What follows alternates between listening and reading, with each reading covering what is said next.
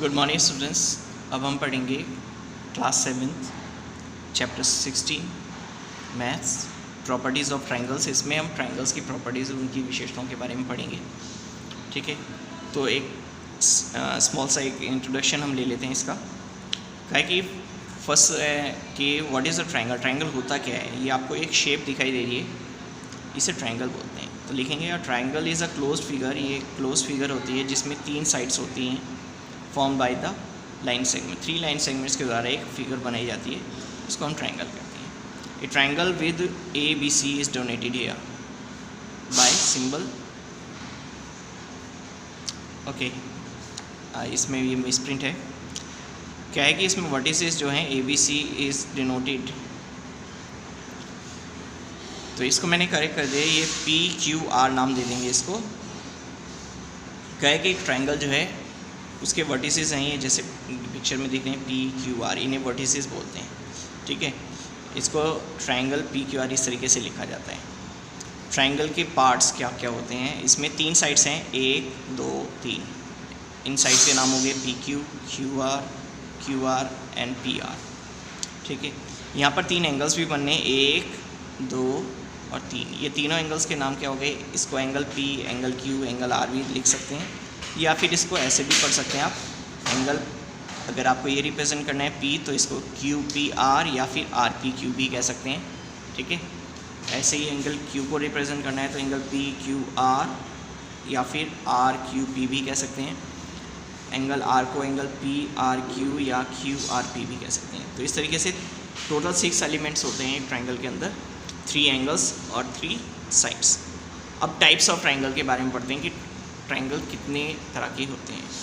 तो 2 बेसिस पे इनको डिफाइन किया जाता है, एक है एंगल्स के बेस पर और एक है साइड्स के बेस पर। तो सबसे पहले आपको दिया है naming of triangles on the basis of triangles. Angles के बेस पर अगर हम करें तो अगर किसी भी ट्रायंगल में एक एंगल, कोई भी एक एंगल 90 डिग्री का होता है, तो उस ट्रायंगल को हम राइट एंगल ट्रायंगल कहते हैं। क्या बोलते हैं उसको, right angled triangle. Right triangle दे रखा है यहाँ पे, बट ये पूरा नाम जो है वो ये है राइट एंगल्ड ट्रायंगल। ठीक है, यदि किसी एंगल में सभी ट्रायंगल में सारे एंगल्स जितने भी हैं वो आपके, अगर सारे एंगल्स जो हैं वो आपके 90 से लेस होते हैं, 90 से छोटे होते हैं, क्योंकि 90 से छोटे एंगल्स को एक्यूट बोलते हैं।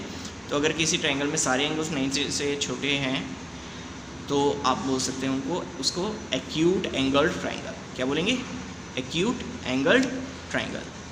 ठीक है, फिर अगर किसी भी ट्रायंगल के अंदर 2 तो पॉसिबल ही नहीं है, एक ही ऑब्ट्यूज एंगल हो सकता है। ठीक है ना, 2 के लिए थोड़ा सा मुश्किल होती है। जनरली एक ही ऑब्ट्यूज एंगल होता है उस ट्रायंगल में।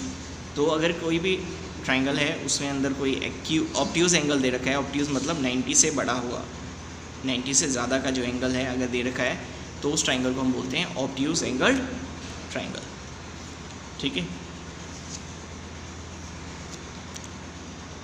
आगे बारी है naming of triangles on the basis of side. Sides के अकॉर्डिंग अगर हम देखें तो ट्रायंगल 3 तरह के होते हैं। पहला है आपको जो दिया है स्केलन ट्रायंगल। स्केलन ट्रायंगल में जैसे ये पिक्चर दी हुई है, इसमें कोई भी 3 साइड्स दे रखी हैं, लेकिन कोई भी साइड्स इक्वल नहीं होंगी। इक्वल जैसे मतलब मान लो ये 3 सेंटीमीटर है, ये 5 है और ये 4 है। इस तरीके से कोई भी साइड जो 3 होंगी उनकी मेज़र इक्वल नहीं होंगी। ठीक है, हमेशा ध्यान रखें कि जिस ट्रायंगल की तीनों में से कोई भी साइड बराबर ना हो वो होता है आपका स्केलन ट्रायंगल। उसके बाद नेक्स्ट है, ठीक, नेक्स्ट में आता है आपका आइसोसेलेस ट्रायंगल। आइसोसेलेस ट्रायंगल में किसी भी ट्रायंगल के अंदर अगर 2 साइड्स इक्वल हैं तो उसको आइसोसेलेस ट्रायंगल कहते हैं।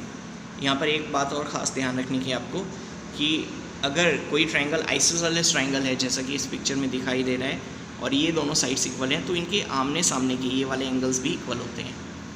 ठीक है, यहाँ पर शायद ना दिया हो इसके बारे में, लेकिन मैं आपको बता दूँ कि अगर ट्रायंगल पी क्यू आर है, इसमें पी क्यू लाइन जो है वो पी आर लाइन के इक्वल है, तो एंगल क्यू जो होगा वो एंगल आर के इक्वल होगा। ये रूल होता है कि in a triangle opposite angle of equal sides are equal, कि एक ट्रायंगल के अंदर अपोजिट एंगल जो होते हैं इक्वल साइड्स के वो दोनों बराबर होते हैं। इसके बाद लास्ट है इक्विलेटरल ट्रायंगल जिसको बोलते हैं। इसमें क्या होता है कि तीनों ही साइड्स इक्वल होती हैं, एक ट्रायंगल का नाम है PQR और इसमें तीनों ही साइड्स इक्वल हैं PQ, QR और PR, तो इसलिए इस ट्रायंगल को बोल सकते हैं आप इक्विलेटरल ट्रायंगल।